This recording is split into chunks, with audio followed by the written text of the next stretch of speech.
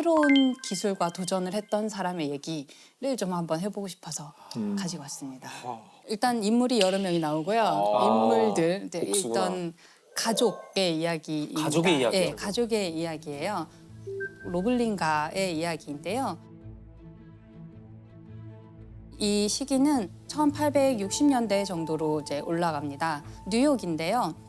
당시에는 자동차 같은 게 거의 없던 시절이고요. 다 마차를 주로 타고 다니거나 아니면 배를 타고 다니던 그런 시절이에요.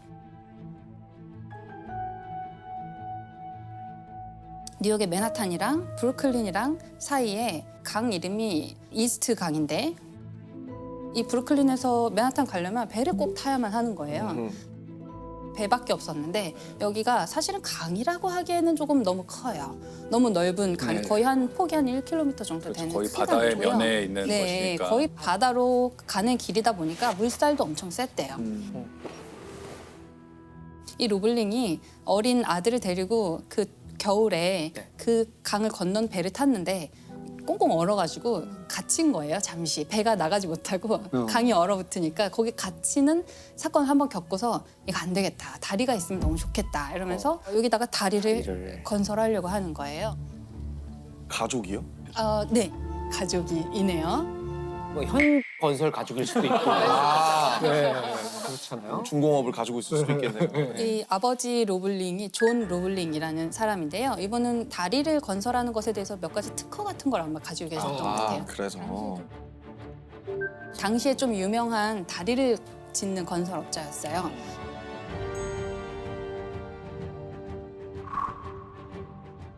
다리가 있으면 너무 좋겠다 이러면서 당시 아마 시장도 설득하고 돈도 또 펀딩도 끌어모으고 예, 물밑 작업을 몇 년 동안 해서 결국에 이 사업 계약을 따내요. 네. 브루클린이라는 다리를 놓게 되는 게 1869년에 시작된 일이고요. 뉴욕의 어떤 상징적인 건축물 중에 하나인데요.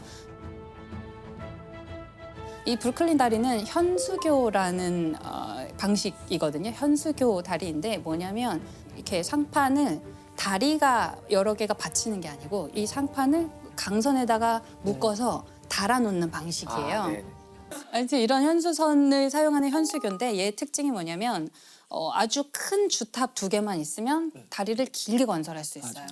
그리고 이 다리가 교각이 2개밖에 없는 거예요. 네네. 그러니까 원래 다니던 배들이 계속 다니기가 쉬운 거예요. 아, 현수교는 이 상판의 높이가 굉장히 높대요. 그래서 큰 배도 지나갈 수 있고. 이게 금방 안 된 이유가 강철이 필요하거든요. 네, 맞아요. 예, 이게 강선을 어떻게 만드냐면 일단 와이어를 이렇게 꼬아요. 그런 다음에 꼬은 와이어들을 또 다시 또 꼬아요. 꼬아요. 이거를 여러 번 해서 엄청나게 두꺼운 정렬을. 강선을 만들어서 쓰는 거거든요.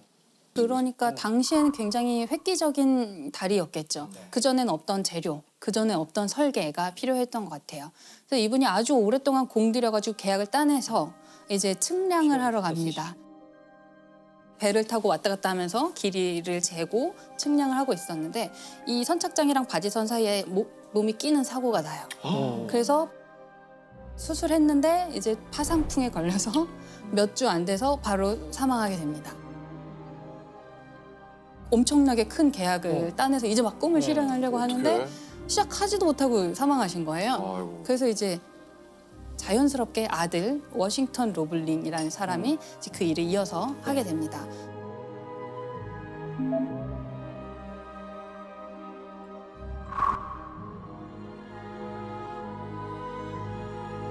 실제로 다리를 짓기 시작하는데 이 주탑의 높이가 거의 한 100m 가까이 되거든요.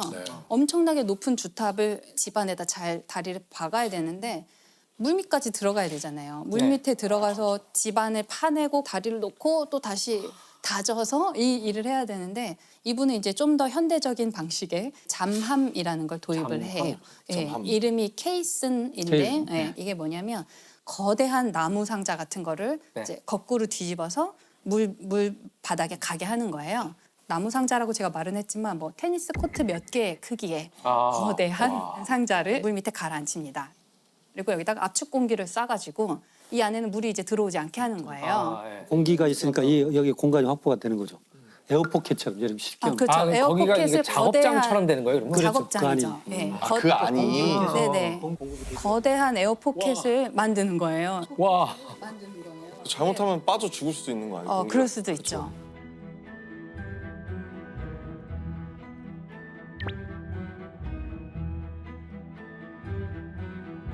이 사람이 이걸 배우려고 유학도 갔다 와요. 그래서 여러 최신 기법을 동원을 해서 결국은 위에 뚫어야 되지 않아요? 그러면? 그렇죠. 위에 이제 통로가 있는데요. 통로 따로 또 만들어야 되고. 통로가 있어요. 이 통로를 에어락이라고 불렀대요. 이게 우리 우주선에 들어갈 때 에어락이라고 하거든요. 그래서 밖에서 이제 그 거대한 원기둥 안에 일단 들어가서 문을 닫고 사다리 타고 막 내려와가지고 에어락의 문을 열고 나가면 이제 거기가 작업장인 거예요. 야. 이게 완전 우주선 같은 정말 어마어마한 시스템을 그 당시에 만들었던 거죠. 당시에 전기가 없으니까 이 안에서 사람들이 램프를 켜놓고 작업을 한 거예요. 아. 램프가 여기저기 켜 있고 그다음에 얘를 엄청 크게 만들기는 어려우니까 겨우 사람이 들어갈 공간인 거예요. 그래서 이렇게 허리를 계속 숙이고 있어야 되고 일주일에 한 15cm 정도밖에 못 팠대요. 엄청 많이 파야지 교각을 세울 수가 있는데 그래서 여기에다 이제 다이너마이트를 또 폭발물을 설치도 하기 시작합니다. 괜찮을까요? 그래서 너무 위험한 것 폭발을 같은데. 시켜서 이제 바위를 깨고 이런 일을 하는데 또 화재가 나기도 하고 이런 산소도 일이 부족하고. 그렇죠.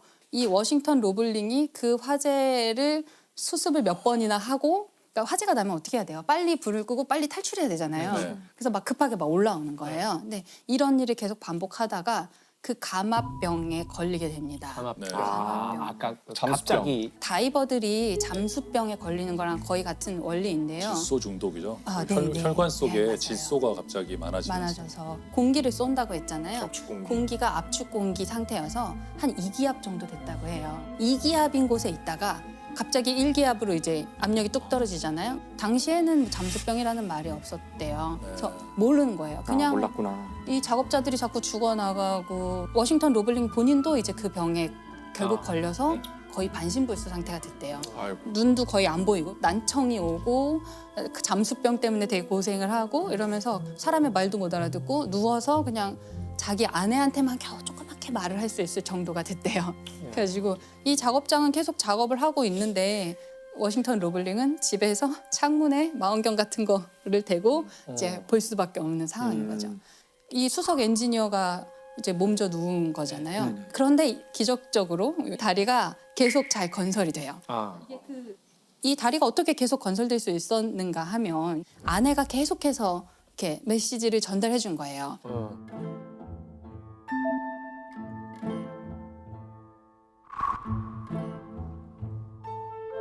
이거 지금 뭐 해야 된대, 여기 어떻게 해야 돼, 뭐 이런 걸 계속 한 거죠. 그리고 인부들도 잘 다독이고 구슬리고 뭐 정치인이나 이런 펀딩을 했던 어떤 사람들이 찾아오면 또 그 사람들 로비도 열심히 하고 이러면서 그 현장을 계속 지켜준 거예요. 처음에는 남편의 메시지였겠지만 나중에는 자기가 그걸 계속 다 공부를 해서 왜냐하면 유학도 사실 같이 갔었고 결혼한 상태로 갔고 자기도 계속 보고 배운 게 있었던 거예요. 이 일이 한 14년 정도 걸려서 공사가 완성이 됩니다. 왜 14년이나 걸렸냐면 물론 다리 자체도 엄청 크고 당시에 막 신기술을 도입하기도 했지만 사람들이 계속 의심하는 거예요. 야, 이거 다리 무너지지 않을까? 그랬겠네요. 되겠어? 당시엔 너무 이상한 건축물이잖아요. 수석 엔지니어는 왜 안 보여? 니네 뭐 이상한 거 아니야? 조치는 사람들 비리 때문에 있는 거 더 오래 아니야? 걸리죠. 막 이러고 그리고 시장이 바뀌고 이러면은 전 이거 왜 정권이 여기다 자꾸 했던 거. 돈을 이렇게 퍼붓냐. 보니까 뭐 강철로 뭐 이렇게 상판을 연결한다는데 말이 말도 안 되는 돼. 소리를 해라. 그럴 수도 이러면 그리고 막 사람도 많이 죽었다면서 그렇죠. 그거 하다가 그리고 사기도 당해요. 어, 아까 그 강선을 얘기하셨잖아요. 이 강선이 당시에 이제 귀한 재료니까 납품업체가 좀 속인 거예요. 좀 품질이 미달되는 강선을 철근 납품을 불량 했어요. 철근 같은 거구나. 그렇죠. 그래가지고 다시 주문해서 다시 하고 이러느라고 이제 14년이나 걸린 거예요. 사실은 이 워싱턴 로블링이 몸져 누운 거는 다리를 건설하기 시작하고 한 몇 년 안 됐어요. 2, 3년밖에 안 됐을 때였어요. 이미 그때 몸져 눕기 시작한 거예요. 그럼 거의 에밀리가 다 한 거네요. 그렇죠. 사실은 나머지 11년 동안은 반발이 엄청나게 많았을 것 같은데 무슨 뭐 너는 존 로블링도 아니고 워싱턴 로블링도 아닌데 무슨 그렇지. 아내인데 무슨 맞아. 다리를 짓냐 이런 게 엄청 많았을 것 같아요. 당시는 뭐 여성한테 투표권도 없던 시절이에요. 그러니까 여성은 그냥 굉장히 배우는 것도 억압당하고 집에서 현모양처를 하는 게 최고의 미덕이던 시절이었고 여자가 건설 현장에 있다는 거는 상상도 할 수 없었던 시대래요. 그래서 아마 이 에밀리는 남편의 이름으로 좀 많은 걸 했던 것 같아요. 아. 남편의 메시지를 전달하는 것처럼 자기가 지시를 하고 총감독을 하고 감시를 하거나 뭐 검사하러 오는 사람들도 있을 거 아니에요. 중간중간에. 그런 사람들이랑도 굉장히 잘 지냈대요. 그래서 이 11년이나 됐잖아요. 네. 사실 11년 동안 현장을 이끌어 나간다는 거는 본인이 그 모든 걸 실제로 그렇죠. 관장하고 있지 않으면 사실 불가능한 일이잖아요. 그게 현장에 있는 사람들은요 어느 순간 알았을 거예요. 그런데 왜 그럴 때 있잖아요. 현장에 있는 사람들도 자기 인생이 거기 들어가 있는 경우가 많이 있거든요. 중간 관리자 이런 사람들이. 이 다리는 만들어져야 되는 거죠. 완성을 해야만. 그런데 되죠. 보니까 워싱턴 로블리는 누워 있고 부인이 와서 전화하는데 보니까 뭐 질문할 때도 대답도 잘하고 네, 본인이 다 대답을 했대요. 하고 이러니까 어느 순간 뭐 이 사람이 그냥 해도 되겠다는 느낌, 이 사람을 믿고 가는 거죠. 이 현장은 돌아가야 되니까. 작가님 되게 정확히 보셨어요. 네. 실제로 그랬다고 하더라고요. 네. 어느 순간에는 거기서 일하는 사람들은 알았대요. 알았는데 이렇게 쉬쉬해 주는 거죠. 네, 그리고 하던데? 뭐 이런. 네. 에밀리 로블링이 와서 자기한테 지시를 내릴 때 그것에 대해서 더 이상 의심하지 않고 이 지시대로 하면 된다는 경험을 너무 많이 쌓았기 때문에 결국 증명했구나.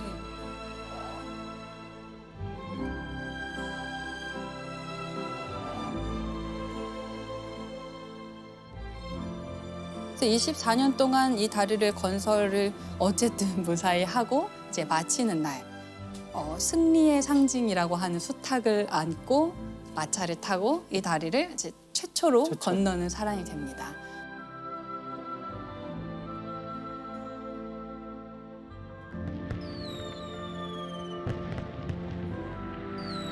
지금도 이 주탑에 이제 명판에 이 로블링가의 이름이 새겨지는데요. 에밀리 로블링 제 위에 있어요. 이야. 아니 이 양반 되게 멋있네. 플렉스네.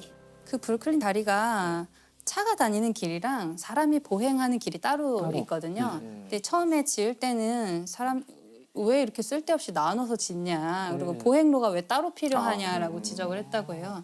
근데 그렇게 한 이유가 이 다리를 놓으면 브루클린과 맨하탄을 오가는 시민들이 많아질 거고 상업도 더 많이 발달할 거고 교통량이 늘어날 것이다. 몇 수 앞을 보신 거야, 그리고 진짜. 사람들은 이 다리를 걸어서 건너야 될 필요가 반드시 생길 것이다. 큰 도시는. 유명한 장면은 9.11 테러가 났을 때 사람들이 이렇게 그 먼지를 뒤집어 쓰고 묵묵히 그 걸어가는 그 사진들이 있거든요. 그게 브루클린 다리예요. 작년에 이 근처의 공원에 에밀리 로블링 플라자 광장이 새로 이제 만들어졌다고 하더라고요. 저 다음 주에 뉴욕 가는데. 오, 한번 뉴욕? 에밀리 로블링 광장 한번. 있어 뵀나? 브루클린 다리를 브루클린 다리를 한번 보면서 네. 이 에밀리 로블링이 이 다리를 다 건설한 다음에 법학 이런 것도 새로 공부를 하시고 공부하고 사회활동하는 삶을 살았는데 이분이 1900년도 초반에 뭐 이제 그렇게 많지 않은 나이로 중년의 나이에 이제 병으로 돌아가시는데요. 미국의 여성 선거권이 1920년에 그걸 못 보셨구나. 네. 그러니까 그 정도로 굉장히 시대를 너무너무 그러게요. 앞서갔던 사람인 거죠. 당시에는 굉장히 여성이 억압받고 사회 진출도 네. 못하고 교육을 못하던 시기였는데 뭔가 기회가 주어졌을 때 사실은 더 잘할 수 있는 사람들도 있었던 거죠. 그렇죠. 시아버지 갑자기 돌아가시고 남편이 막 반신불수가 네네. 되고 이런 절망적인 상황이었지만 어쩌면 에밀리 로블링 개인에게는 기적 같은 사건이었을 수도 있죠.